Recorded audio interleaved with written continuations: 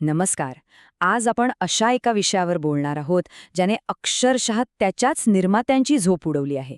म्हणजे विचार करा, तुम्ही एखादी गोष्ट बनवता आणि ती इतकी प्रगत होते की तुम्हीच ती जगासमोर आणायला घाबरता.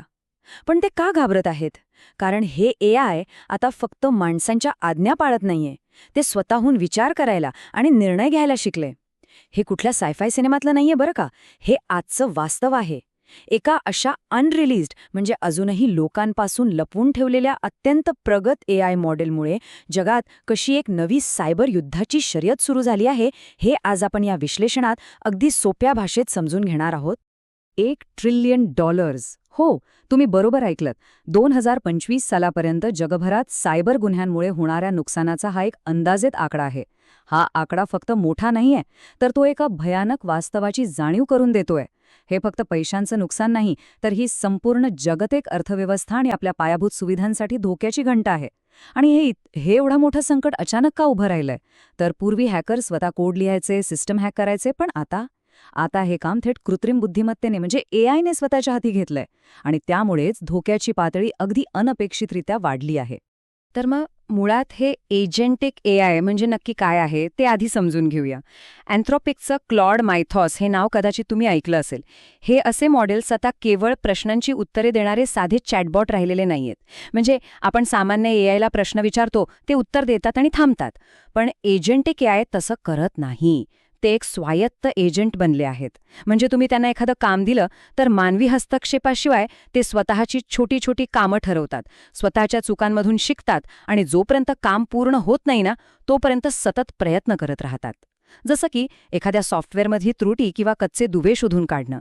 एक साधा सहाय्यक ते एक स्वतः निर्णय घेणारा एजंट. हा तांत्रिक प्रवास खरोखरच थक्क करणारा आणि तितकाच चिंताजनक आहे.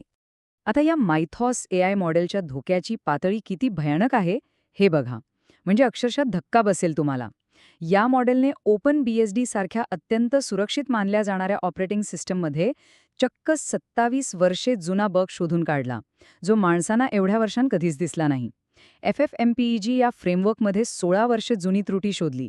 एवढंच नाही, तर तब्बल 5 दशलक्ष स्वयंचलित सॉफ्टवेअर टेस्ट्स अगदी लिहिल्या पार केल्या. आणि माणसाच्या मदतीशिवाय लिनेक्स कर्नलमध्ये त्रुटी शोधून संपूर्ण मशीनचा कंट्रोल मिळवला. जे काम जगभरातल्या तज्ज्ञांच्या टीम्सना दशकानुदशक जमलं नाही, ते या AIने कोडच्या लाखो ओळी स्कॅन करून अक्षरशः काही क्षणात करून दाखवले. आणि यावरून सायबर हल्ल्यांचं स्वरूप कसं झपाट्याने बदलतंय हे आपल्या अगदी स्पष्टपणे लक्षात येतं. आधी कसं होतं, पारंपरिक हल्ल्यांसाठी तज्ज्ञांची मोठी टीम लागायची, महिनोन्महिने संशोधन चालायचं आणि कोट्यावधी डॉलरचा खर्च असायचा. एखादी नवीन त्रुटी शोधणं हे प्रचंड खर्चिक आणि वेळखाऊ काम होतं. पण आता दुसरीकडे या एजेंटिक AI हल्ल्यांकडे बघा. हे पूर्णपणे स्वयंचलित आहेत. काही सेकंदात हे हल्ले पूर्ण होतात. आणि सर्वात धक्कादायक गोष्ट म्हणजे 0 दिवसीय किंवा 0 डे त्रुटी शोधण्यासाठी $50पेक्षाही कमी खर्च येतो. म्हणजे जी त्रुटी सॉफ्टवेअर बनवणाऱ्यालाही माहीत नसते, ती एवढ्या कमी खर्चात शोधली जातेय. हा प्रचंड वेग आणि अतिशय कमी खर्चच या तंत्रज्ञानाला सर्वाधिक घातक बनवतो. आता आपण थोडं आपल्या जुन्या बँकिंग आणि सार्वजनिक प्रणालींकडे वळूया. इथं थिन टिन वॉल्स म्हणजे पत्र्याच्या पातळ भिंती हे वाक्य सध्याच्या परिस्थितीला अगदी अचूक लागू पडतं. बघा, आपली बँकिंग सिस्टीम आणि मोठ्या डिजिटल सार्वजनिक प्रणाली या बऱ्यापैकी जुन्या आणि कालबाह्य पायाभूत सुविधांवर चालत आहेत. ज्या काळात या सिस्टीम्स डिझाईन केल्या गेल्या, तेव्हा अशा प्रगत कृत्रिम बुद्धिमत्तेचा विचारही कोणाच्या ध्यानीमनी नव्हता. त्यामुळे आजच्या या ॲडव्हान्स AI तंत्रज्ञानासमोर या जुन्या सिस्टीम्सचं संरक्षण म्हणजे एखाद्या पातळ पत्र्याच्या छतासारखं कमकुवत झालंय, जे कोणत्याही आधुनिक डिजिटल हल्ल्यासमोर कधीही अगदी सहज कोसळू शकतं. 3 कोटी 2025 सालांपर्यंत केवळ आपल्या भारतात सुमारे 3 कोटी सायबर घटना घडतील असा अंदाज वर्तवण्यात आलाय. नुसता विचार करा या आकड्याचा. यावरून सध्याच्या धोक्याची व्याप्ती किती अवाढव्य आहे हे सहज लक्षात येईल. आजकाल कोट्यावधी नागरिक रोज ऑनलाईन व्यवहार करतात. अशावेळी एका छोट्याशा तांत्रिक त्रुटीचा फायदा घेऊन हे AI मॉडेल्स लाखो लोकांचा डेटा काही क्षणात स्कॅन करू शकतात. आणि जर या अशा जुन्या आणि कच्च्या पायाभूत सुविधांवर AI संचालित हल्ले झाले, तर नुकसानीचा आकडा खरोखरच आपल्या कल्पनेपलीकडचा असू शकतो. संपूर्ण देशाचं डिजिटल जनजीवन विस्कळीत होऊ शकतं. पण मग प्रश्न पडतो की हा एवढा मोठा धोका अचानक निर्माण तरी कसा झाला? तर कोणत्याही एआयला काम करण्यासाठी सगळ्यात महत्त्वाची गोष्ट लागते ती म्हणजे डेटा. आणि हा डेटा त्यांना कुठून मिळतोय? तर या आधीच झालेल्या मोठ्या डेटा गळतींमधून. हे बघा, 2018 मधलं आधार डेटा लीक, 2019 मधलं SBI डेटा लीक, 2023 मध्ये कोविन प्रणालीवर झालेला हल्ला आणि अगदी नुकतंच म्हणजे 2024 मध्ये BSNL आणि वझीरएक्समधील कोट्यावधींची चोरी.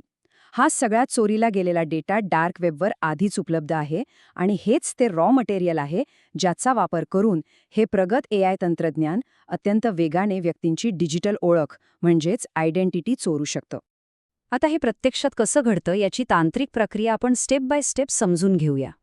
समजा एखादी AI संचलित आर्थिक चोरी होतेय, तर पहिला टप्पा काय असतो? हे स्वायत्त एजंट सतत डार्क वेब स्कॅन करून तिथे आधीच लीक झालेला ओळखीचा डेटा शोधून काढतात. दुसरा टप्पा म्हणजे मानवी हस्तक्षेपाशिवाय त्या डिजिटल ओळखीची अगदी अचूक कॉपी म्हणजेच क्लोन बनवतात. तिसऱ्या टप्प्यात ते जुन्या बँकिंग प्रणालींचे एंड पॉइंट्स तपासतात आणि त्यांच्यात लपलेल्या अज्ञात त्रुटी किंवा बग्स शोधून काढतात. आणि शेवटचा चौथा टप्पा म्हणजे सुरक्षा प्रणालीला चकवा देऊन अवघ्या काही सेकंदात पैशांची बेकायदेशीर ट्रान्सफर करतात. सर्वात भयानक गोष्ट म्हणजे या संपूर्ण गुंतागुंतीच्या प्रक्रियेत एकाही मानवी हॅकरची गरज लागत नाही. सगळं काही AIच्या अल्गोरिदमद्वारे अगदी अचूकपणे पार पाडलं जातं. आणि म्हणूनच सध्या आपण एका अत्यंत वेगवान जागतिक सायबर शस्त्रास्त्रांच्या शर्यतीचे म्हणजे सायबर आर्म्स रेसचे साक्षीदार आहोत. जगातल्या विविध टेक कंपन्या आणि राष्ट्रांची धोरणे पाहिलीत तर अँथ्रोपिकचं मायथॉस हे सुरक्षेच्या कारणास्तव अद्याप प्रदर्शित केलेलंच नाही. ओपन AIचं डेब्रेक हे मॉडेल सॉफ्टवेअर कोडचं स्वयंचलित स्कॅनिंग आणि दुरुस्ती करतंय. मायक्रोसॉफ्टचं M- सुरक्षेच्या तांत्रिक निकषांमध्ये आघाडीवर आहे. आणि दुसरीकडे चीनचं Q360 हे मॉडेल ज्याने आर्थिक प्रणालींना टार्गेट करत 1000 पेक्षा जास्त त्रुटी आधीच शोधून काढल्यात. थोडक्यात सांगायचं तर जगातल्या बलाढ्य टेक कंपन्या आणि काही देश स्वतःचा बचाव करण्यासाठी आणि प्रसंगी हल्ला करण्यासाठी अशा दोन्ही हेतूंनी अत्यंत वेगाने नवनवीन AI मॉडेल्स विकसित करत आहेत. पण या सगळ्या अंधारात एक आशेचा किरणही आहे. या संकटावर उपाय शोधण्याचं काम युद्धपातळीवर सुरू आहे. यासाठीच प्रोजेक्ट ग्लासविंग सारखी एक हाय लेव्हल सायबर सुरक्षा आघाडी उघडण्यात आली आहे. यात ॲपल, गुगल, मायक्रोसॉफ्ट, Amazon आणि इतर जवळपास 40 तंत्रज्ञान क्षेत्रातील भागीदार एकत्र आले आहेत. या कंपन्यांना या काही अप्रदर्शित आणि अत्यंत शक्तिशाली AI मॉडेल्सचा विशेष आणि मर्यादित ॲक्सेस दिला गेलाय.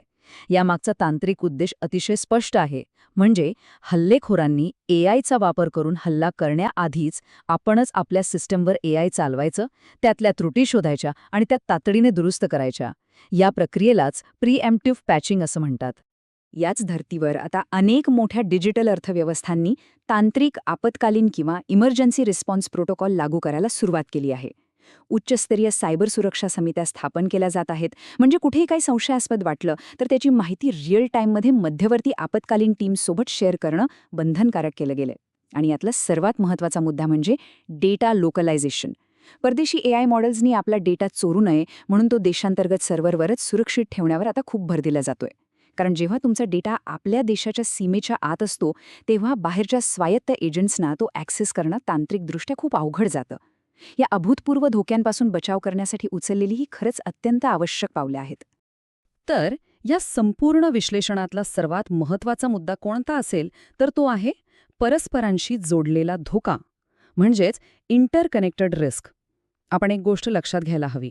एखाद्या ॲडव्हान्स्ड AIला हॅकिंग करण्यासाठी थेट मुख्य सर्व्हरवरच हल्ला करण्याची अजिबात गरज नसते. आजच्या या अत्यंत गुंतागुंतीच्या डिजिटल जगात सगळं काही एकमेकांशी जोडलेलं आहे. त्यामुळे हे AI नेटवर्कमधील एखाद्या ग्रामीण बँकेच्या 15 वर्षे जुन्या आणि कमी सुरक्षित असलेल्या सर्व्हरचा आधार घेऊ शकतं.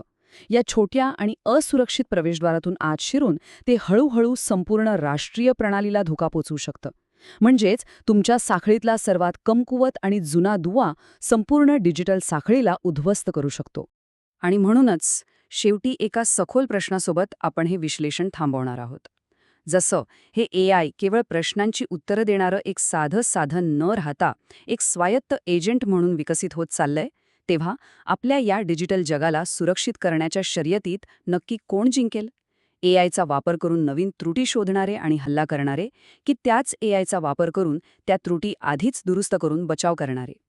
हे एक असं द्वंद्व आहे ज्यावर तुमचं, माझं आणि संपूर्ण जगाचं डिजिटल भवितव्य अवलंबून आहे.